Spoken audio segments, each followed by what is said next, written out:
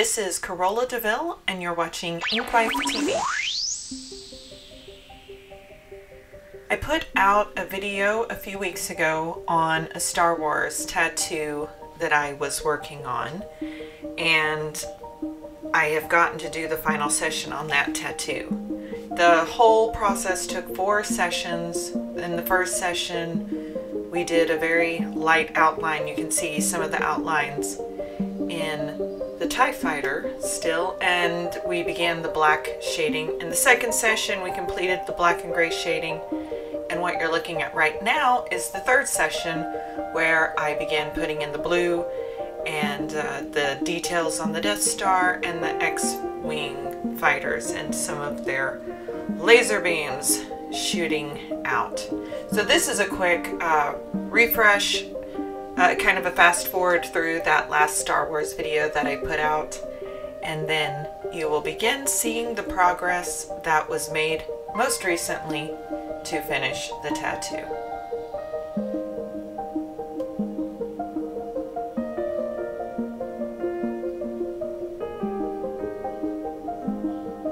And that was the end of session 3. We got that top half of the tattoo colored in.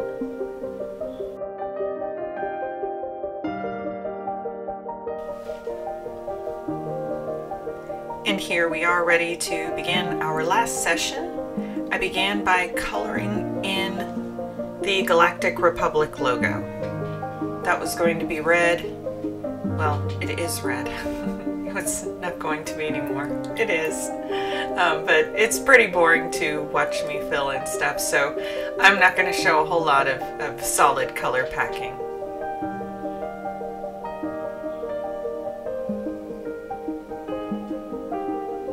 Yep, there it is, finished. I then went into the Rebel Alliance logo with blue, and where the two logos intersected, I left as negative skin. I didn't want anything in there, and it looked great just leaving it blank. There's more of it completed.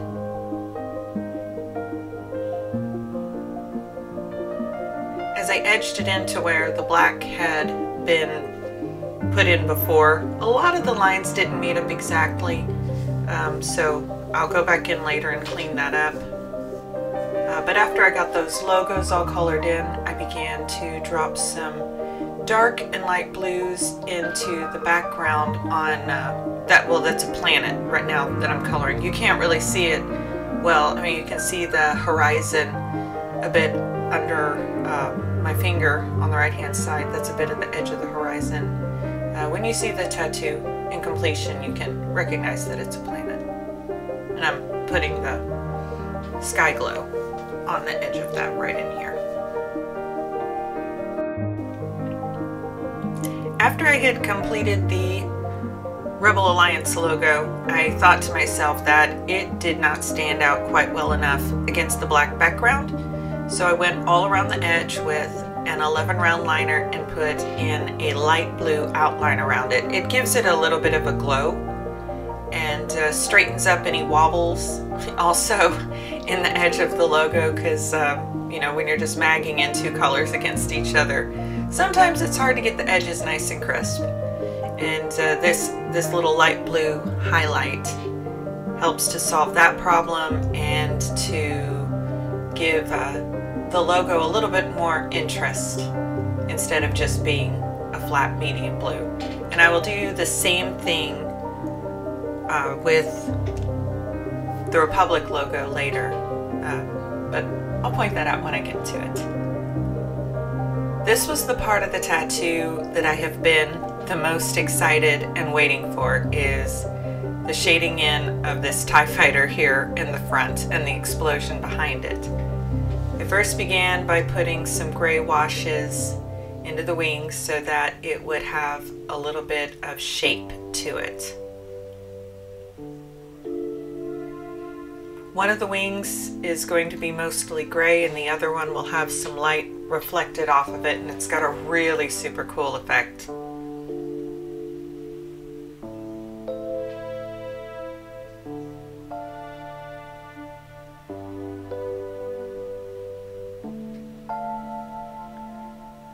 There we go, my hand's in the way, but here I am putting in all the little windows in the cabin. I've got most of the shading done on that left-hand wing. And I've worked across some of the body, and he's really starting to take shape and stand out in front of the explosion behind him.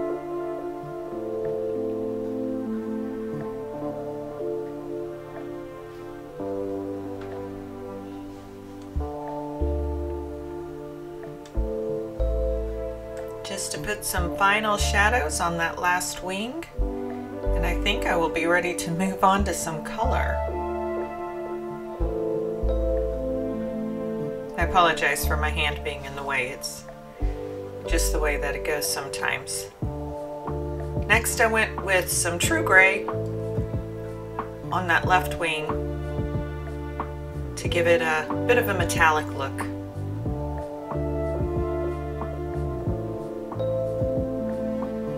The gray doesn't differentiate very much from the skin tone. It's only very subtle, but it is enough to really, you want that color tone. It's okay if a little skin tone shows through in some of the highlights, but that gray is very important for making it realistic and come to life. Gray wash is cool and all, but you need a true gray tone in there sometimes to make it really look metallic.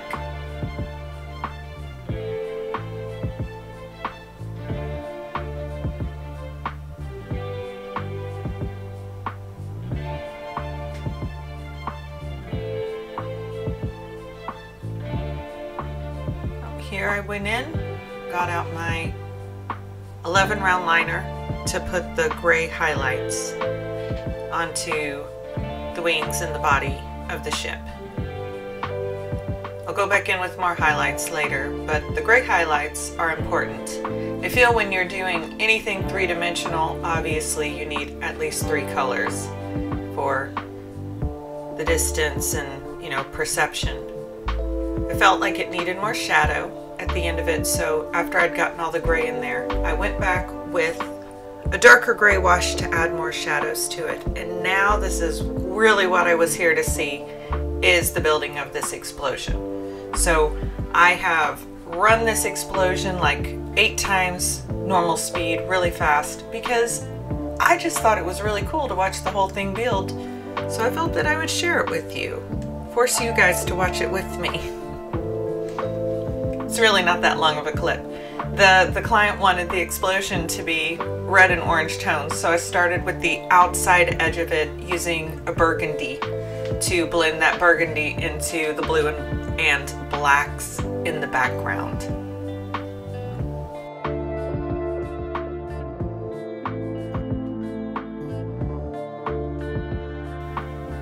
And next I went in with true red, which is just a slight tone different from the burgundy that I went around on the outside, but it is a little bit sharper, a little bit more clean, so it will give a good transition for the colors I'm going into next. You can see I've touched in, there's some explosion on the left hand side that's going to be flying out some sparks, so I've been touching a little bit of color into those spots as I went around. Next I went in with a beautiful bright orange, and it starts to really glow and look like an explosion at this point, and it makes me very, very, very happy. Last, oh no, this may not be the last. There may be one other color I use after this. The next color is a mango. Mango is a beautiful, beautiful shade that is between orange and yellow and really, really bright. I wish my hand was not in the way for this portion where I'm putting the highlights, the reflection on the side of that wing, but you will see it more when the camera moves around. But here the ship really comes to life, and you can see some of the sparks in the background. As I put that final yellow in there, the mango, they start to really glow.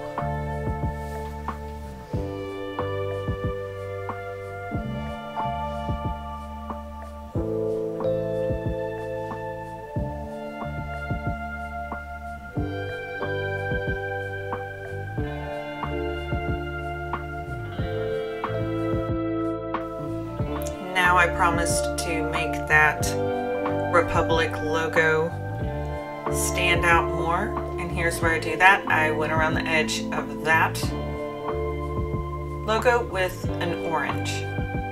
It gives it a... I'm kind of turned on by glowing neon effects in tattoos right now.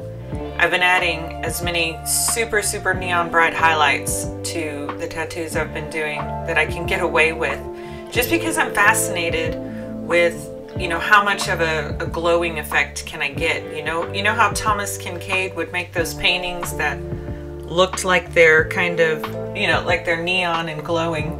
Well, I've been toying with that idea, going, okay, how much light can I make come out of a tattoo? And this explosion was part of that learning experience for me, but I hope to do more. So if you have a tattoo that you want to do and you want some sort of a glowing or neon effect going in it, or light, you know, a really strong light source, let's talk about it, because that's the kind of thing that gets me going, is a really good challenge in a tattoo. But back to the work I'm doing. We have that ship in the background, and I can't remember the name of it. Don't kill me. Somebody can leave it in the comments what that name of that ship in the back is. Anyway, I'm putting the final details on that little guy. He's been waiting until the last minute, waiting his turn to be detailed. And I did that, put a few more stars in the background, and this guy was all finished, and I love this tattoo. It's been very satisfying, and it has been a good challenge to me as well. It was intimidating at the beginning, but you know, we did it, and I love that. It just looks beautiful. So thank you guys for watching, and we will see you again next week.